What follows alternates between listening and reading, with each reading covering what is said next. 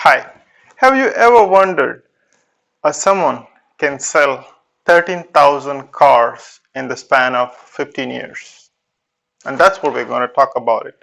And the person who entered in a Guinness Book of Records is none other than Gerard. Hey, welcome. This is Madhu. I bring time to time such kind of stories so that you can do better in what you do by knowing that this can be achieved, this can be done, this can be, within all our limits. So the thing is that there's so much of information which we don't know, and sometimes finding those moments to keep our life that the tipping points where we can say, okay, what is next, how I can do better. These kind of stories can give us that kind of information and inspiration for us to do better, because it was achieved and it can be achieved, but it's your willing. So we are going to talk about a couple of key elements and things that he put in practice, and to see how it can help you and help me and help all of us who is on the path of it's not only about the sales, how to improve the sales. It's about selling. Selling is that everything we do in a day in day out is a selling. What you do is a selling business. What I do is a selling business. It's your selling yourself for the prospect, other person, so that you can gain some monetary gain. So it not necessarily to be a selling a car, it could be anything else in whichever the profession you are doing. So let's dive into it. His name is none other than JOE Girard. So he comes from a small and humble beginnings. Pretty much he was born in 1928, and then he was completely doing something different. The initial, before 35 years of age, he was working about 13 years in a home related construction business and so on and so forth. And then they come from a very humble beginnings, and he always challenged himself, where his father was always negative about him. So see, sometimes uh, it comes in a different forms. It's not that he was hating his father, but then his father was always telling him that he couldn't do that, he couldn't do that. So his mother is always telling him, make sure you prove your father wrong. So there was a tug of war between him and his father, and what he can become than what he used to see himself. I mean, normally, we all come across these situations, and then most of our own critics are our parents, friends, and families. Sometimes maybe they wanted to see a better version of yourself. So, and then sometimes, it's knowing they will not harm you, but then there are certain things that can make you challenge yourself. In the form of JOE Girard, it's his father who make him to strengthen himself or challenge himself, that he can be much better off than what his father used to say. It could be your wife telling you, it could be your mother telling you, mostly it could be some of your friends challenging you to see yourself, so that you take to the heart, and so that you can be better off yourself. So basically what happens is, at the age of 35, JOE Girard pretty much lost everything, and he was in the verging point of think what to do, what not to do. So he has two kids at the time, and then he started applying for the jobs, and then he got into a Chevrolet as a salesman in a Chevrolet company. And pretty much between 1978 till 1963, that is about 15 years of his career, he sold 13,001 cars.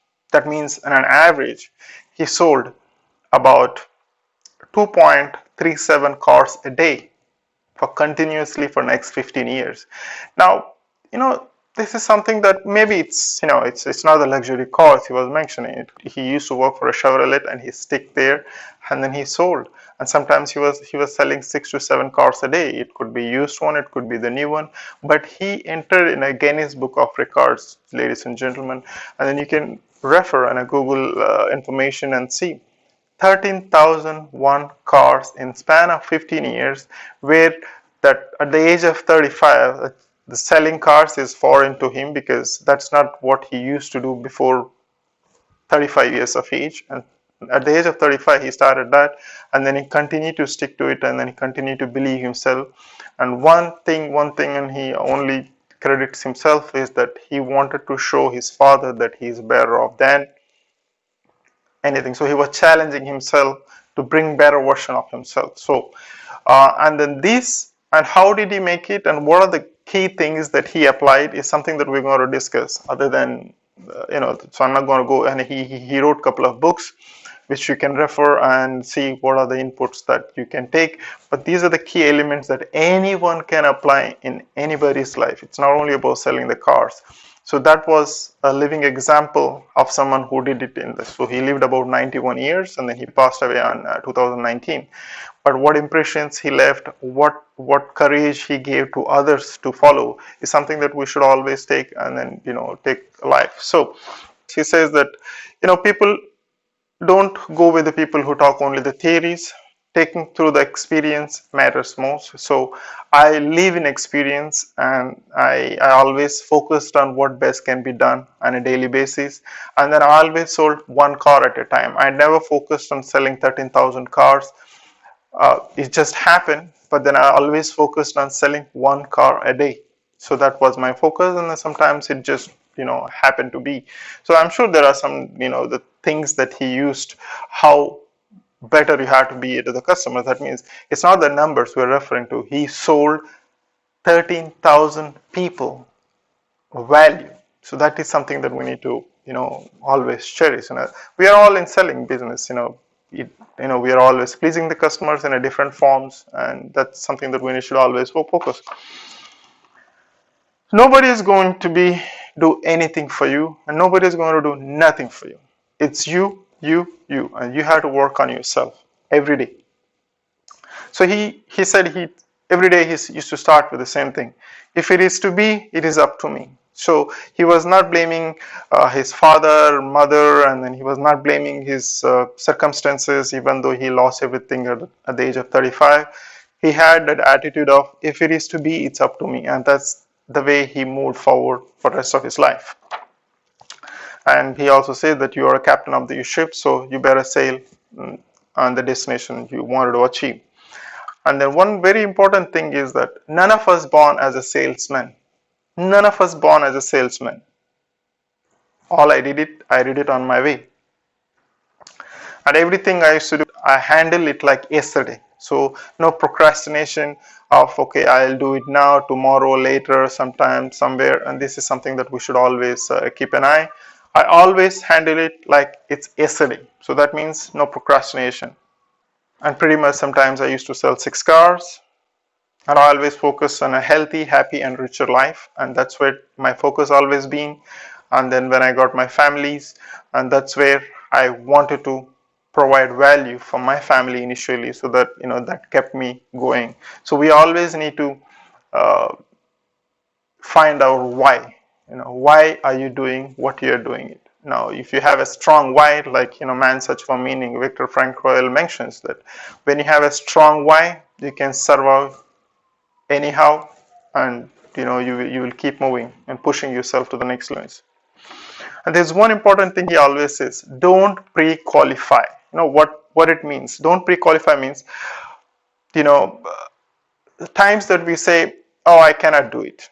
So he clearly says that the first thing when idea comes, it is rare that you wanted to take an action, but then there is someone inside you who is going to give you those negative answers for first time, because those are again the beliefs you built up over a period of time, and it's not true, but still the statements what you make about yourself, oh, I cannot make it, or maybe it's not for me, maybe I'm not good at it, or maybe he said that he clearly mentioned that if you like some girl, before you approaching her, and you put yourself, say that maybe she don't like me.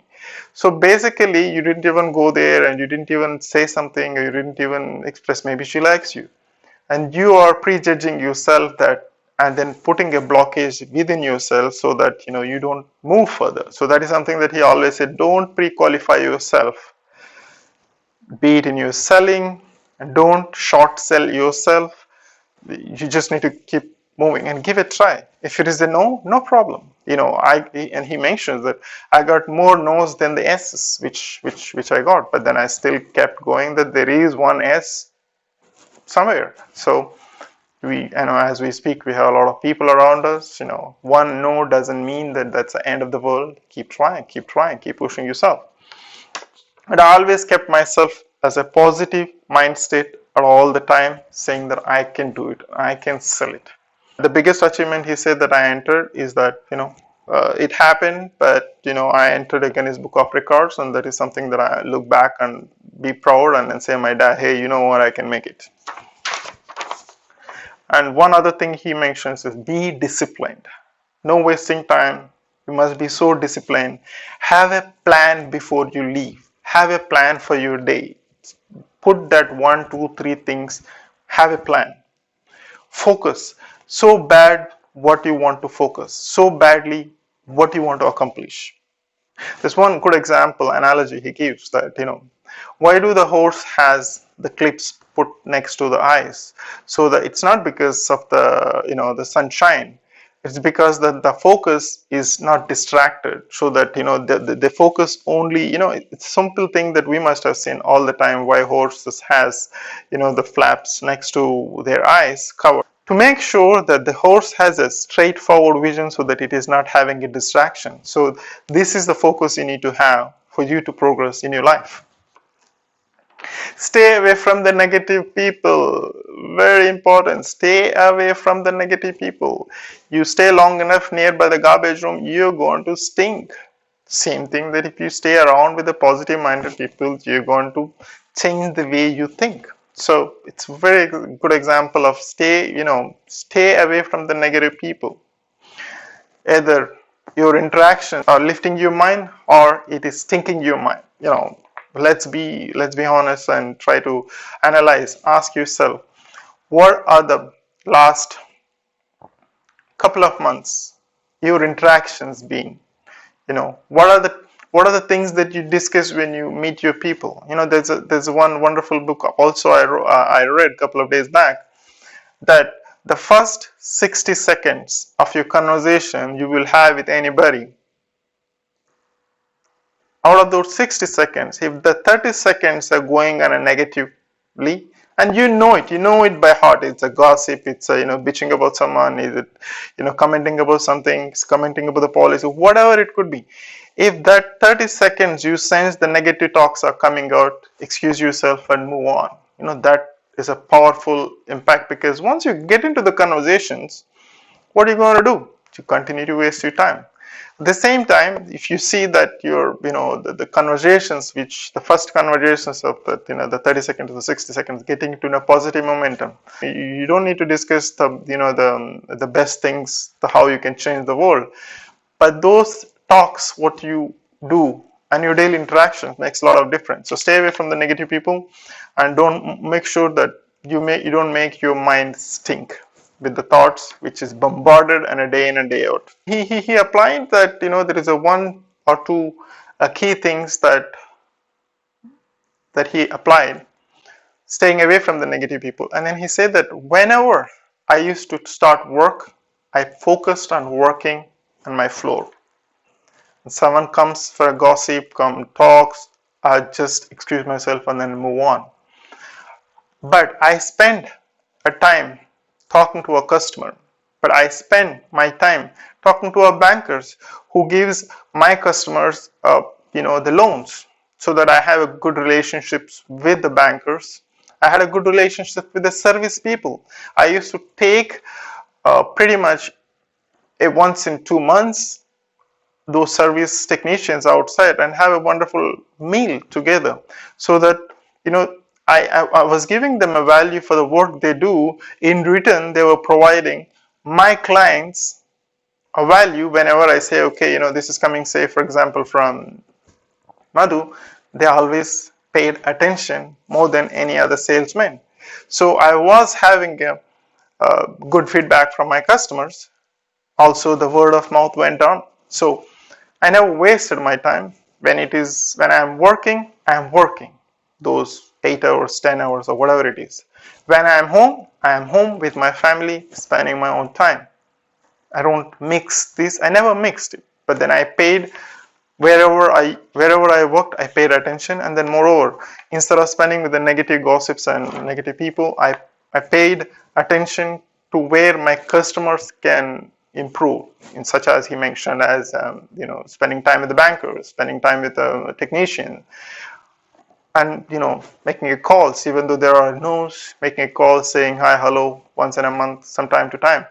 So these are the things that we should apply, and eventually, and as long as you have things and a bigger picture, then you can achieve whatever you want to achieve. I sincerely hope the message from JOE Girard can lift up your spirit and do the best you can in whichever the area you are doing it. And moreover, refer his books, which can give you good information. And then he's just as a common man like you and me, started with nothing, and then even though he shifted his career at the age of 35, he still kept at it. And then, since he had a long-term goals, long-term vision, and he figured out what is his why, make him, and then more importantly, staying positive,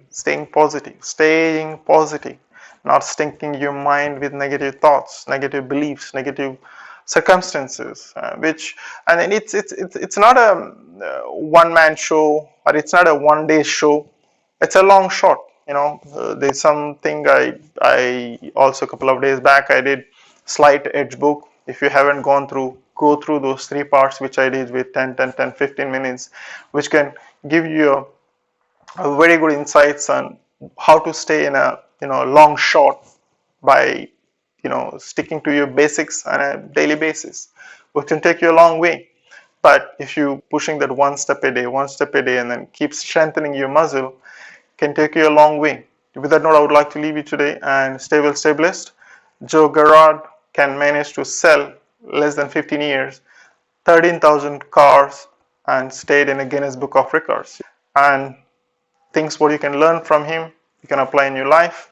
You don't have to be a car salesman, because we are salesmen in our own aspects in whichever the things we do every day.